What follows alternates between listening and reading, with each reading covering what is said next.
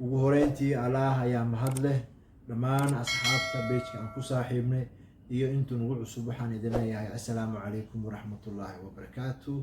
marka labaad asxaabey inta aan subscribe gareyn waxaan si gaara idinkaga codsanaa inaad kanaalka subscribe gareysaan, su-aalna aad iga soo weydiisaan. taas waxay ii tahay dhiirigelin iyo wanaag iyo sharaf inaan barnaamijyaad kale aada u xiiso badan aan soo geliyo.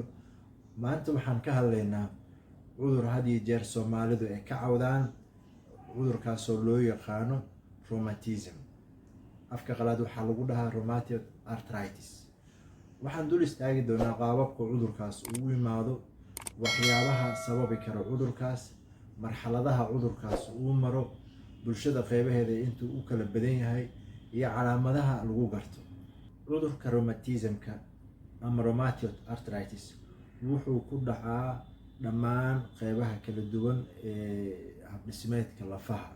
gaar ahaan wuxuu sii saameeyaa meel walba oo jointi ah ama meel walba oo laba lafood ay ku kulmayaan ayaa waxaa ku dhaco wax loo yaqaano inflammation.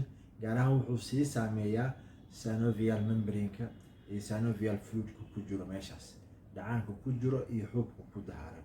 haddaba cudurkan siduu ku yimaadaa? cudurkan wuxuu ka tirsan yahay autoimmune disorders, cudurada ku yimaada, cudurada la dagaala habdifaaceedka jirka baniaadanka. cudurkan wuxuu qofku ugu dhacaa marka habdifaaceedka uu qofka uu leeyahay uu si qaldan ula falgalo jirka. dabcan difaaca immune cellska ama immune systemka uu qofku uu leeyahay ayaa dabcan waxaa dhacayso in si qaldan uu la dagaalo ama uu la falgalo ama uu waxyeeleeyo dhammaan qeybaha kala duwan ee uu leeyahay jirka baniaadanka, gaar ahaan skeletal systemka habdhismeedka lafaha. cudurkan sida saxda ah waxyaabaha sababi karo ilaa hadda lama hayo, balse waxaa jira waxyaabo ka qeyb qaadan karo in cudurka rheumatismka uu qofka uu kasoo muuqdo, wuxuuna ku dhacaa dhaawac kala baxyada. haddaba maxaa sababa marka cudurkan? waxyaabaha ugu horeeya waxaa ka mid ah sababi kara genetic defect, in qofkan antibodygiisa ama immune cellskiisa habdifaaceedkiisa in dabcan defect ama cilad uu ka jiro. waxyaabaha kaloo sababi kara waxaa ka mid ah environmental infections, cudurada daaha ee infectionada faafa ee ku dhici kara qofka baniaadanka, gaar ahaan deegaanka markii la joogo. sidoo kale waxyaabaha kaloo ka qeyb qaadanaya in cudurkan rheumatismka uu qofka kasoo muuqdo waxaa ka mid ah toxinska, sida daraagiska, daawooyinka kala duwan oo qofku uu iska isticmaalayo bilaa dhakhtar la-aan uu soo karo. waxyaabaha kale waxaa ka mid ah alcoholism, in qofka oo alcohol badan uu cabo, sigareet badan uu cabo, oo dabcan uu smoker u yahay.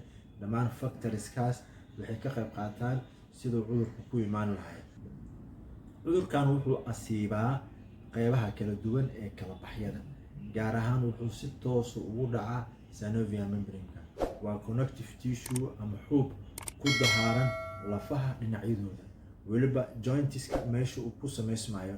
labada lafood markay sidaas isku dul saaran yihiin ayuu wuxuu kaga hayaa dhinacyada, wuu isku celiyaa mobility-ga iyo socodka iyo dhaqdhaqaaqa qofka inuusan qaldamin, iyo waxyaabo badan oo qofka lafahaas meesha ku hayni karo ayuu ka qeyb qaataa. dabcan synovial membrane-ka waxay soo daayaan fluid oo ku dhex jirayo jointiska, waxayna dabcan sahlayaan mobility-ga, dhaqdhaqaaqa qofka socodkiisa, inaysan labada lafood isxoqin ama inaysan culays isku qaanin, dabcan iskugu imaanin. waxyaabahaas ayay ka saacidi karaan. dabcan waxaa kaloo meeshaas ku jiro cartilage oo ku dahaaran oo ku dhex jiro labada lafood cirifyada ay ku dhammaanayaan. cartilagekaas iyo synovial membrane-ka waxay ka qeyb qaataan mobility-ga, dhaqdhaqaaqa socodka iyo lafaha markuu qofka u fadhiisanayo, iyo awood badan qofku markuu jirkiisa gelinayo inaysan lafaha isxoqin, inaysan isku imaanin ama inaysan istaabanin. haddaba qofka markuu cudurku ku dhaco dabcan waxaa dhiiggiisa ku badanayo, gaar ahaan white blood cellska, unugyada white blood cellska, kuwaasoo ka qeyb qaata habdifaaceedka la dagaala wax walbo infection ah. waxa ay soo deynayaan ayaga T helper cells kuwa loo yaqaan waa unugyo. unugyadaasna dabcan waxay qabtaan ama ay la dagaalaan waxyaabaha aadka u culus infectionada qaarkooda ama dabcan waxa loo yaqaano viralka cudurada faafa oo ay ka mid yihiin fayrusyada qaybahooda kala duwan. Marka uu ku bato habqulqulka dhiigga T helper cellska ama CD4ka waxay saameeyaan synovial membrane-ka, xuubka ku dahaaran lafaha dhinacyadooda ee jointiska isku haya, labada lafoodna isku haya. dabcan meeshaas ayaa waxaa ka dhacayo wax loo yaqaano inflammatory disorder, in meeshii xuubkii uu noqday mid caabuq ah, blood circulation-ka laga soo daayo chemical cytokines ee ku jiraan interleukinska iyo interferonska. marka uu meesha caabuq uu ka dhaco dabcan way isbedelaysaa meesha aragtideeda, meel waxay noqonaysaa isweelin aad u bararan dhammaan jointiska qaybaha kala duwan, hadday noqon lahayd garbaha, xusullada, gacmaha, adimaha hoose sida jilbaha iyo lugaha hoose. qofka waa isku mid inuu cudurku uu ka saameeyo. haddaba qofka muxuu isku arkaa marka ay caabuqaas uu samaysmo in synovial membrane-ki dabcan ay noqdaan kuwo aad u bararan oo laga dareemo qofka marka ay tusaale ahaan jilbihiisa la fiiriyo inay aad usoo bararsan yihiin, guduudan yihiin, dekaamayaan, xanuunna haysto. haddii uu sidaasi usii socdo caabuqa qabsaday synovial membrane-ka, xuubka ku dahaaran labada lafood iskuna haya labada lafood, waxay noqonaysaa qofkan inuu u gudbaayo marka inuu dhaawici karo cartilage-kii gudaha ku jiray jointiska ka dhex samaysmay, iyo dabcan synovial fluid-kii dhacaankii meeshii lagu soo deynayay oo ilaalinayay in lugaha ama labadaas lafood ay isxoqaan inay meesha ku yaraadaan. dabcan waxaa kaloo oo qofka haddii muddo uusan iska baarin ama uu iska daaweynin, waxay noqonaysaa lafaha labada qaybood ee jointiska ku dhex samaysan inay erosion uu ku dhaco, in burbur uu soo gaaro laftii ama ay qodonto, taasoo macnaheeda ay tahay cudurkan in complicationo kale ama culeyso caafimaad dare uu qofkan usii gudbin doono. marxaladaas rheumatism-ka marka uu qofku uu ku daaho jointiska waxaa ku dhacaya burbur badan, waxaana loo yaqaanaa bonis. haddaba bonisku waa marka synovial membrane-ka ay shaqadooda yareeyaan, fluidkii meeshii lagu soo deynayo oo kala bax aad u yaraato ama laabatooyinkii. dabcan waxaa kaloo yaraanaya ama daciifaya saydihii meeshii isku hayay, muruqihii dabcan dhammaantoodu waxay wada noqonayaan kuwa caabuqo ama infectionku uu gaaro.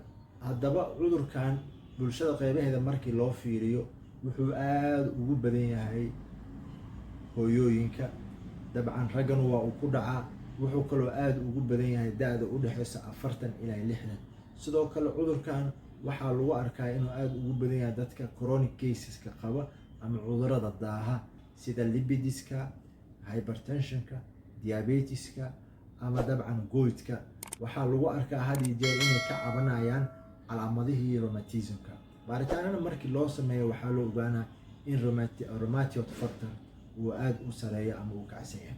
cudurkan marka uu qofku uu ku daaho waxaa meesha ku yaraanayo wax walbo ka qayb qaadanaya mobility-ga sida synovial fluid-ka, synovial membrane-kana ma shaqeynayo, xuubkii dhacaan badanna meesha ma gali karo. dabcan qofka maxaa kasoo muuqanaya marka? waxaa lagu fahmaa qofka in kala baxyada ay xanuunayaan dhammaan qaybaha kala duwan ee kala baxyada, sida lafaha dhabarka ama garbaha, sida lafaha garbaha labadooda dhinac inay aad u dikaamayaan. waxaa kaloo aad u xanuunaya xusullada qofka, inuusan meel ku taagsan karin ama uusan dabcan uu howl badan ku qaban karin. waxaa kaloo aad u xanuunaya dikaan faraha qaybahooda loo yaqaano metacarpal boneska iyo qaybahan banaanka soo xigo kala baxyada. waxaa kaloo aad iyo aad u xanuunaya uusan ka istaagi karin jilbaha, waa meesha ugu daran cudurka had iyo jeer uu saameeyo. dabcan wuxuu kaloo oo aad u xanuunayo soo mar walba dabcan uusan ka socon karin lugaha hoose, cagta hoose iyo kala baxyadeeda. qofka sidaas markuu yahay waxaa usii dheer in subaxii uu qofku uusan kici karin, inay yihiin lafihiisa kuwa aad u adag, in muruqihii iyo kala baxyadii aad u xanuunayaan. qofkaasi inuu biyo kulul ku qabaysto si kale xanuunka uguma yaraanayo. dabcan cudurkan waxaa kaloo usii dheer calaamado kaloo qofka kasoo muuqanayo, in lafaha qaabkooda uu isbedelayo ayaa soo muuqanayso marka uu qofku muddo uu sido cudurka. deformity ayaa loo yaqaanaa, shape-kooda ama qaabkooda isbedelaya. dabcan lafaha waxaa lagu arkaa dhinacyadooda inay kasoo baxaan jointiska waxyaabo buruqa kuursan. sidoo kale waxaa kaloo lagu arkaa in laftu gacantu in fartu ay samaysato god ay soo leexato ama ay soo laabanto. sidoo kale faraha waxay noqonayaan kuwo dhinacyada u leexma ama ay dabcan ay noqdaan kuwo geesaha aysan isku mid noqonayn, faraha ay kala leexdaan ayaga. dabcan calaamadahaas iyo kuwo kale oo kasoo muuqanaya lafaha qaybahooda kala duwan ayaa qofka lagu arkaa. waxaa kaloo qofku usii dheer in mar walba caajis, tabardari, socod la-aan iyo uu ku jiro iyo daal badan. dhammaan waxyaabahaas iyo calaamadahaas markii laisugu soo daro waxay hoos imaanayaan cudurka rheumatismka ama rheumatoid arthritis. anigoo ah Dr. Maxamed Liibaan Maxamed. cudurka rheumatismka siduu u imaado, qaabka uu qofku u saameeyo, waxyaabaha lagu garto, maanta intaas ayaan ku ekeenaynaa. dhammaan inta ila socoto iyo intii i dhageysatay waxaan leeyahay aad iyo aad u mahadsantiin.